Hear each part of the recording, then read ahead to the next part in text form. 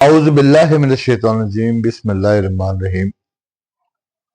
آپ کا میزبان سردار طاہر محمود آپ کی خدمت میں حاضر ہوں، آج ایک نئے مہمان کے ساتھ۔ آج جو میری مہمان شخصیت ہے، سیاسی سماجی شخصیت ہے، ایک کتاب کے مصنف بھی ہیں، اور کچھ عرصہ پہلے انہوں نے پاکستان کے اندر ایک انقلاب کی سیاست کی بات کی۔ تو پاکستان تحریک مساوات کے نام پر ایک پارٹی کو لانچ کیا، اور اس کے بانی اور چیئرمین ہیں چودھری محمد اقبال چوہان صاحب، آج میرے مہمان ہیں۔ آج ان کی ذاتی زندگی، سیاسی اور ایک کتاب جو انہوں نے لکھی ہے جس کا میں تذکرہ بیچ میں کروں گا، اس کے متعلق اور پاکستان کی موجودہ سیاسی حالات اور اس کے اندر ان کی پارٹی کی صورتحال کے بارے میں تمام ایشو کے اوپر گفتگو کرنے کی کوشش کروں گا، اور ان سے جاننے کی کوشش کروں گا کہ پاکستان کے اندر کیسے ان کو محسوس ہوا کہ پاکستان کے اندر ایک نئی جماعت کی ضرورت ہے جو ذات پات کو نہیں مانے گی۔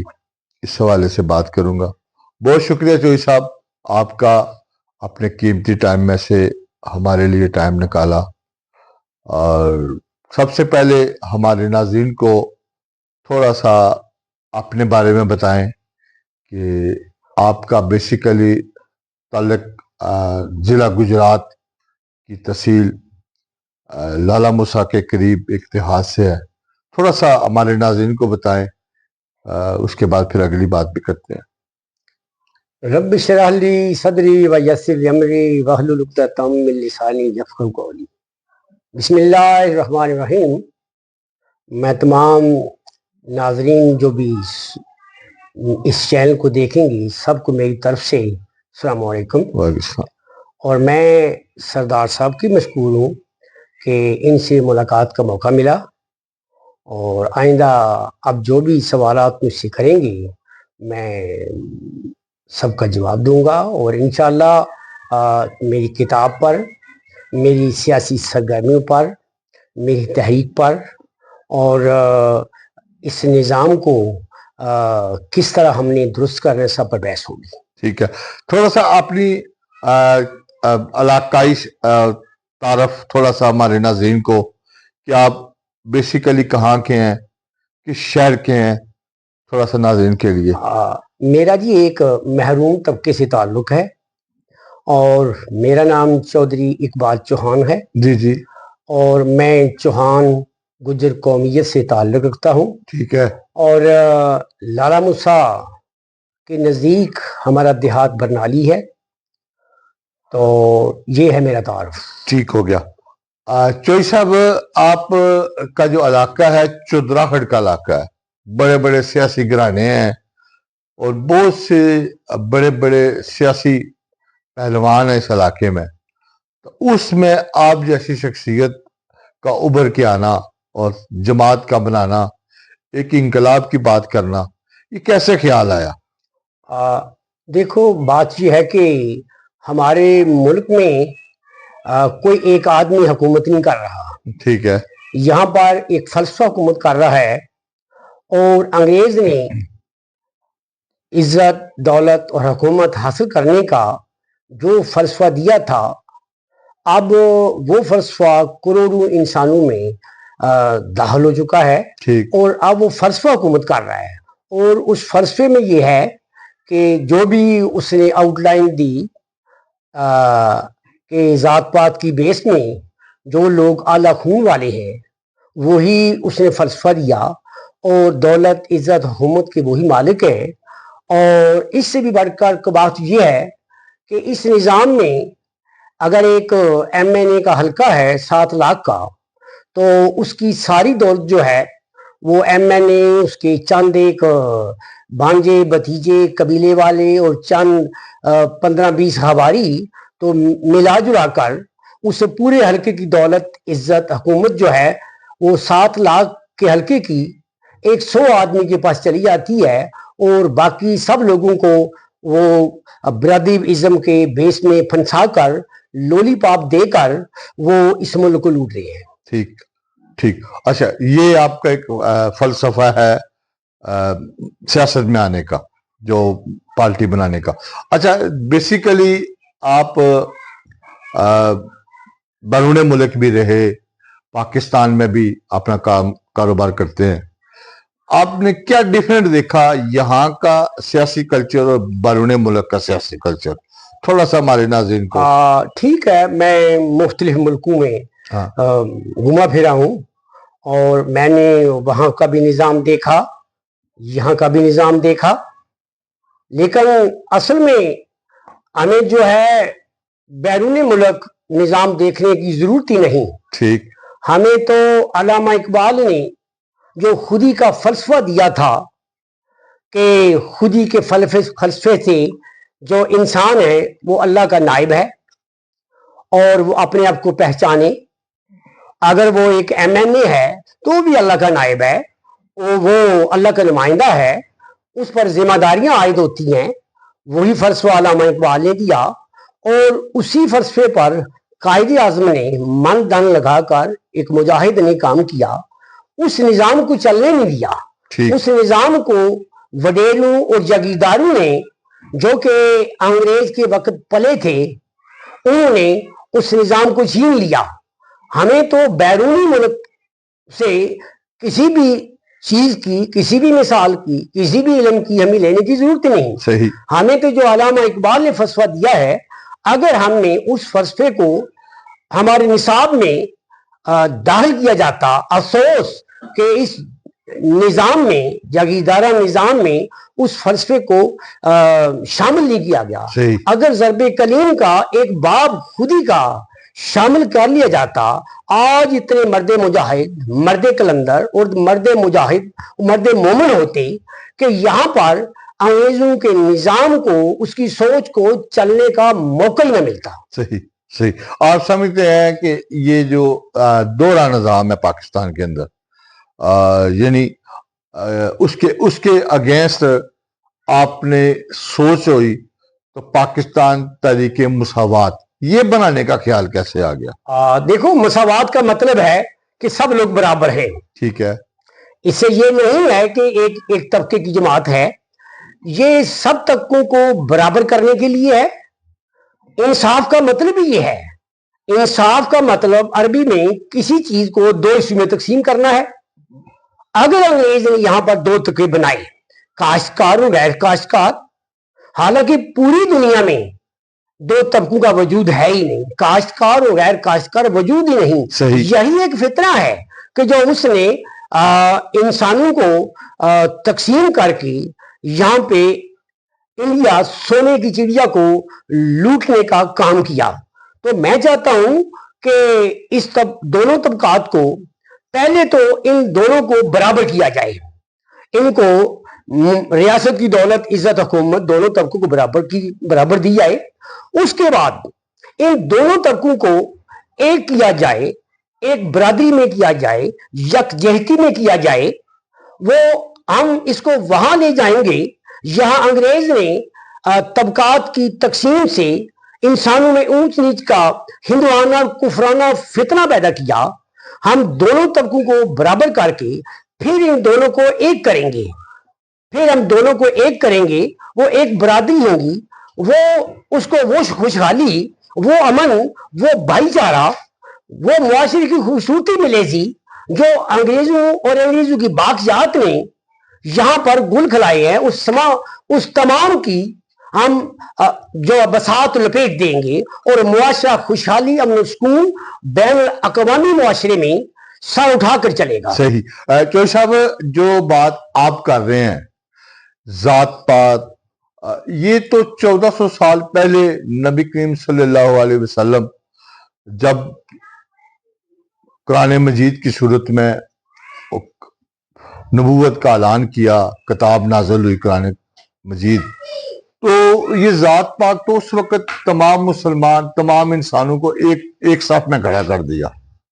تو یہ آپ کوئی نئی بات تو نہیں کر رہے. اب آپ بات کر رہے ہیں جنوبی ایشیا کے اندر، آپ کے برِ صغیر کے اندر ہندو مسلمان اکٹھے رہتے تھے. ہندوؤں کے اندر بھی جو مذہب ہے اس میں بھی فرق ہے، براہمن یا دوسرے اس میں فرق ہے، لیکن مسلمان جو ہے وہاں پہ کوئی یہ فرق نہیں ہے، وہاں پہ تو سب ایک ہیں. آپ کون سی نئی بات لے کے آئے ہیں؟ دیکھو سردار صاحب، جب نبی پاک صلی اللہ علیہ وسلم نے نبوت کا اعلان کیا، اعلان فرمایا، جی جی ایسے ہی ہے. اس وقت وہاں پر جاگیرداری نظام، وڈیراازم یہاں سے بھی بدتر تھا. صحیح ایسے ہی ہے. رومن کے 30 ملکوں میں، ترکی، لبنانیہ، مصر، ایران، یہ تقریباً 30 ملک تھے، جس میں کچھ ملک یورپ کے بھی شامل تھے. جی جی اس میں جاگیرداری نظام پاکستان سے بھی، ہندوستان سے بھی بدتر تھا. برتر ایسے ہی ہے. وہاں پر جو اونچے طبقے کا اجارہ دار جاگیردار تھا، اس کو پہلے 5 قتل معاف تھے. ٹھیک ہے. تو اللہ تعالیٰ نے آپ کو اس قباحت کے لیے، اس غلاظت کو پاک کرنے کے لیے آپ کو بھیجا گیا، اور آپ نے ماشاءاللہ وہاں پر وہ کام کر کے دکھایا. وہاں پر وہ کالے جو تھے ان کو سردار جو ہے وہ نیچے ہیں، لیکن حضرت بلال رضی اللہ تعالی عنہ کعبے کے اوپر جا کر اذان دے رہے ہیں، اور وہاں پر ایک کمال ریاست مدینہ قائم ہوگی. اب جو ہے کہ یہاں پر ہمیں کیوں ضرورت محسوس ہوئی؟ آخری حجۃ الوداع کے خطبے میں ذات پات پر جو چند الفاظ ہیں، میں تو کہتا ہوں کہ میں نے صرف یہ 2000 صفحے کی کتاب اور میری تمام سوچ صرف ان 4 الفاظ کی تشریح کر رہی ہے. اور انشاءاللہ ان 4 الفاظ کو اس معاشرے میں رائج کرنا چاہتا ہوں، دیکھنا چاہتا ہوں. تو بات یہ ہے، یعنی آپ جو نبی کریم صلی اللہ علیہ وسلم کا آخری خطبہ ہے جو انہوں نے مکہ میں اپنے آخری خطاب کیا حج کے دوران، اس کے اندر جو انہوں نے عربی پہ عجمی پہ عربی، وہ تمام جو انہوں نے کہا کہ کسی پہ کسی کو فضیلت حاصل نہیں، اسی فلسفے کو، اسی چیز کو آپ نے اپنی جو کتاب ہے جو آپ نے ذات پاک کا مرض کے نام پہ لکھی ہے، یہ اسی کی تشریح ہے بیسیکلی. بات یہ ہے کہ ہم یہاں، ہماری ریاست جو ہے پاکستان کلمہ کی بنیاد پر لی گئی. دنیا میں یہ واحد ریاست ہے ریاست مدینہ کے بعد کہ جو کلمے کی بنیاد پر لی گئی، لیکن بدقسمتی سے اس بنیاد کو، اس آغاز کو، اس مشن کو یہاں پر چھین لیا گیا، نافذ نہ ہونے دیا. سب کو جو انگریزوں کی نوازیات سے جو کلچر قائم ہوا ہے، سب لوگوں کو پتا ہے.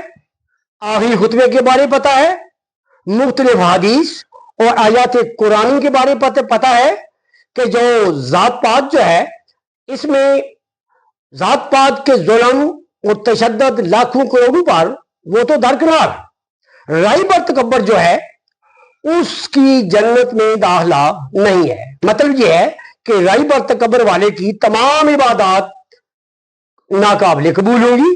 لیکن یہ کہنا کہ ایک موچی، ایک معیار، ایک جولائی کا جاٹ گجر عوام سے کمتر ہونا، یہ تو منو تکبر ہے. صحیح. اگر رائی بر تکبر سے عبادات قبول نہیں ہوں گی بقول آیات قرآن کی کہ وہ جنت میں نہیں جائے گا، اس کے مطلب ہے کہ اس کے حج، روزہ، زکات سب قبول نہیں ہوں گے. اچھا، یہ آپ کی جو جماعت ہے اس کا فلسفہ یہی ہے سارا، جو آپ کا کہنے کا مقصد یہ ہے کہ آپ ان تمام انسانوں کو برابر سمجھتے ہیں. جو اسلام کا فلسفہ ہے وہی فلسفہ آپ کا ہے. اور تحریک مساوات پاکستان جو ہے اس کا بنیادی ڈھانچہ اسی پہ کھڑا ہے. دیکھو بات یہ ہے کہ جب ایک شیطان جو ہے جب اس نے سجدہ نہ کیا کہ میں سجدہ نہیں کروں گا، بظاہر وہ ایک بات تھی کہ اس نے انکار کیا. لیکن اب جو کسی بھی ملک میں جو آدمی لاکھوں کو قتل کرتا ہے، لاکھوں کے حقوق غصب کرتا ہے، وہ جو تکبر رائی پر شروع ہوا تھا شیطان سے، اب وہ کروڑوں کی شکل میں نظر آ رہا ہے، وہ تکبر ہے. اسی لیے اللہ نے رائی پر تکبر کے آگے دیوار لگائی کہ وہی کہ طوفان نظر آتا ہے. اور یہاں پاکستان میں وہی تکبر جو انگریز نے دیا تھا وہ ایسے نظر آ رہا ہے کہ اب یہاں پر اسلام کی بات کرنے والے ممبران رسول ان کی آواز دب کر رہ گئی ہے. انگریزوں کے کلچر کی، انگریزوں کی باقیات کی بات جو ہے وہی نظام ہے، وہی سب کچھ ہے. ٹھیک ہے. تو صاحب آپ کی جماعت پاکستان کے اندر یوتھ کی جو ریشو ہے وہ 65% سے زیادہ ہے اس وقت. اس کے اوپر کیا ان کے لیے کیا آپ سوچ لے کے آئیں، کیا سلوگن ان کو دیں گے؟ دیکھو یہ بات ہے کہ ہمیشہ سے ہی دو طبقات جو ہیں وہ ہر نئی آواز کو، ہر سچ کو قبول کرتے ہیں اور ایک انقلاب کی شکل میں قبول کرتے ہیں. ایک طلبا، دوسرے غریب اور تیسرا طبقہ جو ہے نوجوان. ٹھیک ہو گیا. خواتین کی آزادی کے متعلق آپ کی جماعت کا کیا موقف ہے؟ خواتین کے حقوق جو اسلام نے دیے ہیں اور جو پاکستان کے اندر جو خواتین کو تحفظ ہے یا پوری دنیا میں، اس کے متعلق آپ کی جماعت کا کیا فلسفہ ہے؟ جو میں تو یہ کہتا ہوں کہ جو عورتیں ہیں اصل میں مرد اور عورت جو ہے ان کا آپس میں ایک دوستی کا تصور ہے. ٹھیک ہے. لیکن پرانے ہندوانہ کلچر میں اس کو جو مختلف نام دیے گئے عورت کے بارے، اب میں یہاں پر مجھے وہ الفاظ کہنا بھی میری جو زبان ہے وہ زیب نہیں دیتی. میں تو کہتا ہوں کہ وہ دوستی کا تعلق ہے. دیکھو کتنا ہے کہ آپ اپنے والد سے مسکراتے ہیں، اللہ نہیں مسکراتا. آپ اپنی ماں سے مسکراتے ہیں، اللہ نہیں مسکراتا. یہ فرمان خدا بندی ہے، حدیث پاک ہے کہ جب ایک مرد اپنی عورت سے مسکراتا ہے تو اللہ آسمانوں پر مسکراتا ہے. اس کا فلسفہ یہ ہے کہ جب ایک مرد اپنی عورت سے مسکرائے گا تو اس کا پورے بچے اہل خانہ کو ایک خوبصورت ماحول ملے گا. فلسفہ یہ ہے. صحیح. تو میں تو یہ کہتا ہوں کہ عورت کو مقام جو ہے ملک کی دوستی کا دینا چاہیے. لیکن دوسری طرف جو عورت ہے اس کے لیے جو خامد ہے اس کا ایک سربراہ ہے. لیکن ہمارے کلچر میں جو آزادی آ گئی ہے، اگر عورتیں اس کا مرد کے سربراہی منصب کو نہیں مانیں گی تو وہ گھر، چاہے ایک گھر ہے چاہے 20 خاندانوں پر مشتمل ہے، وہاں مرد اپنا کردار کھو دے گا. وہاں عورت جو ہے وہ اس کے جو منفی سرگرمی ہیں وہ نظر آئیں گی. کیوں؟ جو مرد ہے وہ سربراہ اس لیے ہے کہ باہر کی دنیا میں روزی کے لیے اس کے مختلف ٹھوکریں کھانی پڑتی ہیں. کوئی اس کا گریبان پکڑتا ہے، کسی کے لیے روزی کے لیے کسی سے گالی کھاتا ہے، کسی کو دیتا ہے. وہ مختلف تجربات ہے. وہ تجربات جو ہے عورت کو کبھی بھی حاصل نہیں ہوتے. اس لیے فلسفہ یہی ہے کہ وہ سربراہ ہے. اگر عورت اپنی تمام من مرضی جو ہے وہ عورت کا سربراہ مرد کے حوالے کر دے تو وہ گھر، چاہے ایک گھر ہے، چاہے 20 خاندانوں کا ہے، چاہے ایک محلہ ہے، چاہے ایک ملک ہے، مرد کے اس کردار سے وہاں پر ادب و آداب نظر آئے گا. وہاں پر جو ہے وہ قانون کی پاسداری نظر آئے گی. وہاں پر خوشحالی، امن و سکون اور گھر کا ایک صحت مندانہ رجحان اور ماحول نظر آئے گا. صحیح. چوہدری صاحب تھوڑی سی اب ملکی سیاست کے اوپر بات ہو جائے. آپ نے اپنی کتاب کا جو لب لباب وہ بھی آپ نے بیان کیا ہے تھوڑا سا، اور تھوڑا سا آج کا جو ملکی سیاست ہے اس کے اندر 26ویں ترمیم آئی، 27ویں یا 28ویں کی ہے، ملکی سیاست کا آپ کس طرح کا رخ دیکھ رہے ہیں؟ جو ماحول بنا ہوا ہے اس میں آپ کی جماعت کیا رول ادا کرے گی؟ دیکھو، میری اپنی سیاسی پارٹی ہے، میں کسی پر انگل نہیں اٹھانے چاہتا، لیکن جو میں نظام دے رہا ہوں، میری اس وقت فوکس اپنے نظام پر ہے۔ میں چاہتا ہوں انشاءاللہ یہاں پر ڈیرہ داری نظام نہیں ہوگا، وہاں پر پاکستان تحریک مساوات کے پلیٹ فارم پر جہاں جہاں اس کے کارکن، اس کے نمائندے، اس کے ممبر ہوں گے، وہاں پر وہ ایک اعلیٰ انسان بن کر، ایک کامل انسان بن کر، ایک مرد مومن بن کر، اللہ کے نائب بن کر اٹھیں گے، چاہے وہ کسی محکمے کا جج ہو، چاہے وہ پولیس آرمی آفیسر ہو، چاہے وہ ایم این اے ہو۔ تو میں کہتا ہوں جب ہم اب ڈیرے داروں سے، ڈیری سے جو بھی لوگ اٹھتے ہیں مختلف محکموں میں، مختلف اداروں میں، سب لوگوں کو پتا ہے کہ یہ سسٹم 76 سال سے ہمیں اس ڈیرہ داری سسٹم کو کہاں سے کہاں تک پہنچا دیا کہ وہاں پر منشور نہیں ہے، ہمارے پاس منشور ہے۔ ہمارے منشور سے جو بھی نمائندے اٹھیں گے وہ ذمہ دار ہوں گے۔ ذمہ داری کس چیز کے؟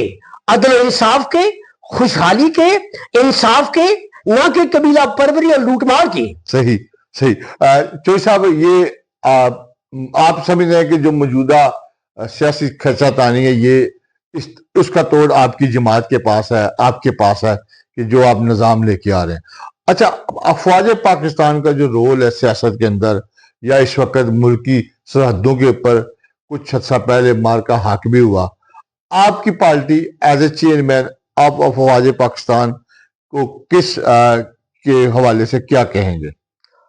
افواج پاکستان شروع سے لے کر اب تک ہمارے لیے ایک آزاد ہے، ہماری ایک حفاظت ہے، ہمارے گرد ایک بار کی مانند ہے۔ لیکن دوسری طرف جو ہے، جو کلچر پیچھے 76 سال سے آ رہا ہے، اس کو افواج پاکستان کے اندر بھی وہ کلچر جو ہے وہ شامل ہے کہ وہاں پر وہ سوچ ہر محکمے میں ہے، جس طرح ہر محکمے میں ہے، افواج پاکستان جو ہے بہت اچھا کردار ہے۔ لیکن اس میں بھی جو ایک کلچر 76 سال سے آ رہا ہے، اس سے اس کے جراثیم، اس کی بیماریاں ہیں، اور انشاءاللہ ہمارا جو نظام ہے، ہمارا جو منشور ہے، اس میں افواج پاکستان میں بھی انشاءاللہ پہلے سے زیادہ ہیرو پیدا ہوں گے، پہلے سے زیادہ مرد مجاہد پیدا ہوں گے، اور انشاءاللہ جو ہمارے تاریخ پر بدے دبے لگے ہیں ہمارے ملک کی حالات کی وجہ سے، جو جیسے بنگلہ دیش کا الگ ہونا اور ایسے دبے لگے ہیں، انشاءاللہ ہمارے تیار کردہ نمائندے وہ افواج پاکستان میں بھی ایسے نظر آئیں گے کہ انشاءاللہ وہ دبے ہم دہلا دیں گے، اور انشاءاللہ سر اٹھانے کی ایک نئی تاریخ رقم کریں گے۔ اور انشاءاللہ ہماری تاریخ محمد بن قاسم، خالد بن ولید، محمود غزنوی، عمر بن عبدالعزیز، سلطان ٹیپو جیسے لیڈر، ہیرو اور سپہ سالار انشاءاللہ پیدا کرے گی۔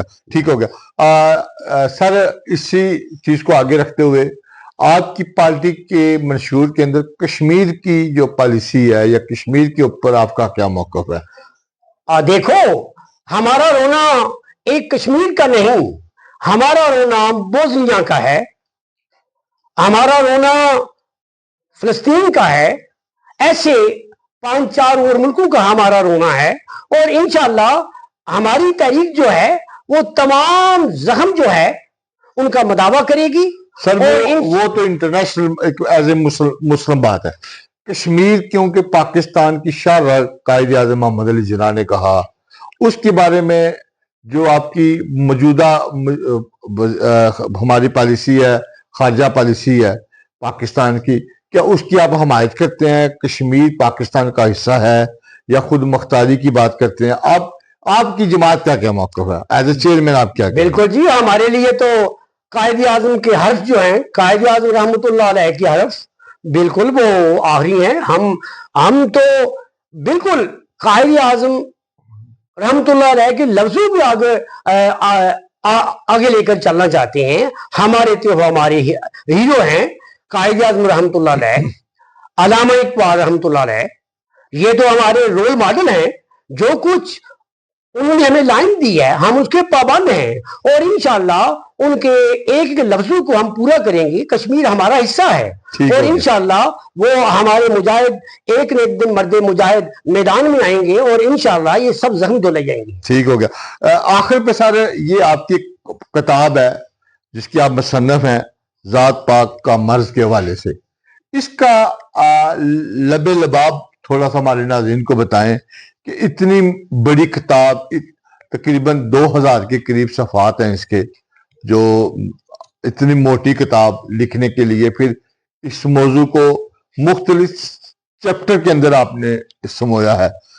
کیا کہیں گے؟ تھوڑا سا ناظرین کو بتائیں ہمارے کہ یہ لکھنے کا سوچ کیسے آئی اور اس کا لب لباب کیا ہے. ہاں جی، دیکھو ناظرین، بات تو بہت چھوٹی ہے کہ جی کالے کو گورے سے وہ کمتر نہیں ہے. یہاں چند ایک حدیث ہیں کہ جی جو کسی کے تان نسب پر تان کرتا ہے وہ کفر ہے.